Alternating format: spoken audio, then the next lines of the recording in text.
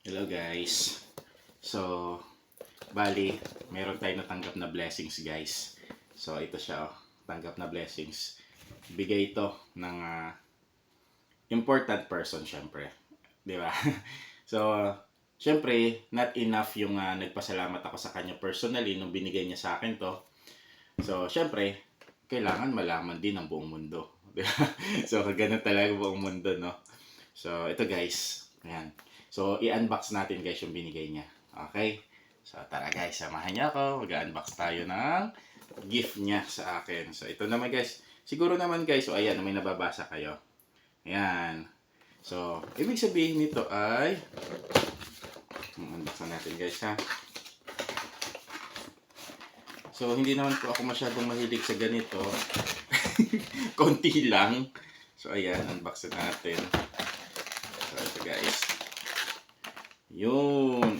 Ito guys yung laman ng box. Ayan. Which is perfume guys. Which is Legend, Legend Mont Blanc. Ayan o. Legend Mont Blanc. Yan guys. Yung laman. So, perfume siya guys. So, I don't know kung how much to, but I know I think it's expensive. So, meron siyang set guys. Diba? Yan, meron siyang shower gel.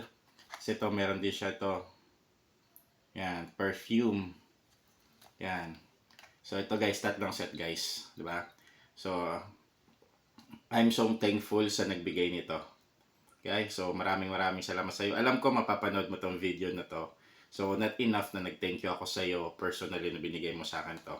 So, yan. Kaya, syempre, ginawan ko ng content. Diba? So, gano'n naman talaga lagi ako.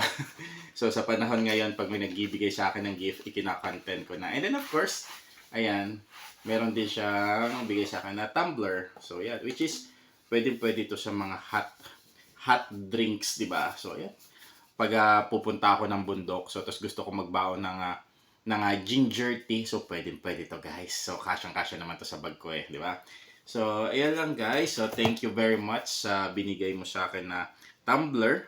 And then, of course, ganun din sa perfumes at shower gel. So, ito guys. So, complete guys yung binigay niya. So, ayan. So, ingat ka lang palagi. And then, of course, more opportunity and blessings to come. Stay in good health. And then, of course, hopefully, ayan, kung ano man yung dreams mo, good luck.